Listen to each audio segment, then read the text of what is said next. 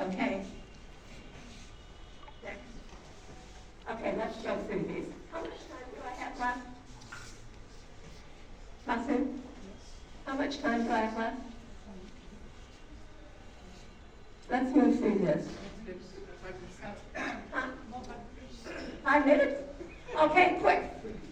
Move. Okay, techniques. We're going to do a few techniques here. Next. So, artifacts. Artifacts are something that represents you, your community, or your group of people. So, note that. So, I would give these pictures to my class and say, how do you feel about having to learn to write an essay?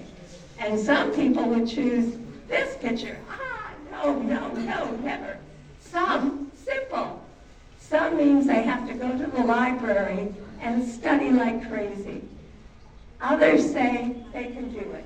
This is something that tells me how they are feeling without having to stand up and tell me. Next slide. And one time I asked students to bring their own artifact, something that represents them or they were interested in.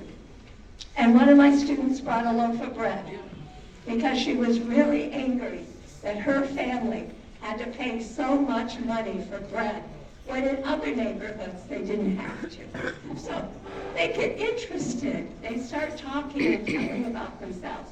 When you ask them to bring something to class that is important to them. I was surprised when she walked in with a loaf of bread, but it turned out really well. Next. Okay, one of the things that's always a problem I hear from teachers is paraphrasing. Students cannot put things in their own words. And you know when they're trying to learn to speak, they need to do that. Okay? So, identify an important idea. An idea that can be taken from a social justice outlook, and ask students to paraphrase it in a straightforward way, but ask them to do it in groups and put their minds to it. I used to hear this all the time when I'd be out in rural Bangladesh. The teachers say they can't put things in their own words. If they don't memorize it, they can't say it. We need to help them say it, okay, by something like this. So this is an activity that you can use in your classroom. Next. Background knowledge probe. So you need to know where your students are at. Who understands something about this topic and who doesn't? Who has had no exposure to it? So you want to understand what their background knowledge is. Teacher creates a short, simple questionnaire that students answer, pairs, groups, individually. And this probe helps teachers identify a good starting point. Remember expectancy times value? Well, if you know where they're at, you can expect what they can do and what they can't do. And that's going to be very important in your teaching. Is that clear? Sometimes I talk kind of fast. Clear? Okay. Next one. Case studies. These are some of my favorites. Case studies. Huh? Case studies. I would write case studies for my students. For example, a young woman has been a good student her whole high school life, and then she becomes ill, she misses classes, she can't attend, and if she doesn't get a scholarship, she's not going to be able to go to university. All of a sudden, she can buy a copy of her test because some bad boys took it from the teacher's desk. And you say to the students, what should she do? What do you think she should do? They have to think. They have to decide. They have to look at both sides. Very, very important. Case studies are easy to write, and if you want to write any, send me your sample and I'll help you with it, okay? And they need these features, a believable story and an empathetic character. like they think, oh, this poor young woman, she's not going to be able to go to university. What is she going to do? They need to identify with it, okay? And not an obvious right answer. Okay, next. Key is in the discussion. Key is in the discussion. What is the problem? What caused the problem? What should you do? Next.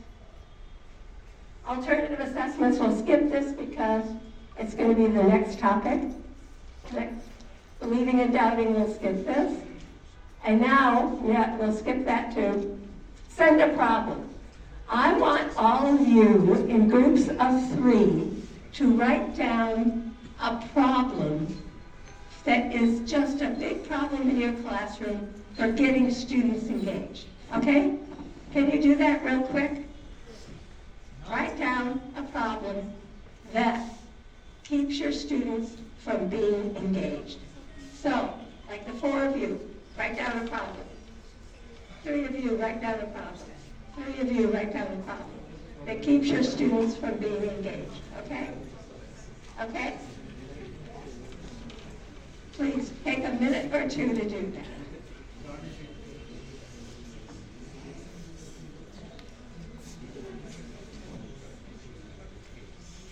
While you're doing that, I'll go on to the next slide. Okay, so are you writing down your problem? Yes? Okay, so, large classroom. Yes. Large classroom. Yes. Most of the students are not motivated to learn English. They're not motivated to learn English. And that's exactly why I had them draw pictures of what they wanted to do in life so that I could help them understand why English is important. But you're right, they don't. You're right. Right. Paraphrasing. But as a teacher inside the classroom, we are guided by the authority. We are unable to give paraphrasing or the other things. We have textbook, we have difficult rules of grammars, we have to follow those things. But outside the classroom, when we teach personally, we can implement those things. Hopefully, students will be benefited. But inside the classroom, it's very difficult because we are guided by the authority to follow the national curriculum. And I understand that. You have a syllabus, you have a big fat syllabus that you have to follow. I have seen that. However, again, let's think about social justice. If our students aren't getting what they need in the classroom, there is a big problem here. So sometimes you have to cut a little bit and add some of these engagements. Yes, please. Thank you for giving me the chance. Actually, Sarah already mentioned the problem that I was writing about, the motivation. But I have some question to you, and I need some answers from you. So we know that motivation, 2 types: intrinsic motivation, extrinsic motivation. And if the students are not intrinsically motivated, they are not urged to learn English. So English in context of Bangladesh, you all know that socio-psychologically we are not prepared to use, or socially English is not embedded in our circumstances. So socially, psychologically, and culturally, students are not motivated to learn English. They learn English only as a subject to pass the exam. Another problem, as a teacher, I'm a classroom teacher, that is our pedagogical structure. We fail at many extent that we cannot make our teaching pleasurable because we cannot produce the lifelike content so that students can engage themselves and feel lifelike. So what's your suggestion to motivate them intrinsically so that feel the urge to learn English? Thank you. So I know the books that you have to use. I've seen the books and I've seen teachers use them. What you have to do is add some of these elements, some of these activities to what is given to you in the book. Okay? Because again, this needs to take place. I know that I saw a book once and they wanted you to write about Mother Teresa. And they said, Give her name, give her age, year she was born, where she lived, on and on. Well, that's not creative. Okay, and that's not fun. And so they want me to shorten it, and I will talk to you at lunch. We will talk more at lunch, okay? I'll be around all day. But I want you to keep your questions and pass them to another group and have them write the answers. Okay, thank you very much. I'm sorry that I took so long, and I hope to hear from you. My email address is on the slide. Thank you, Ms. Beth Trudell, for your nice presentation and information. I also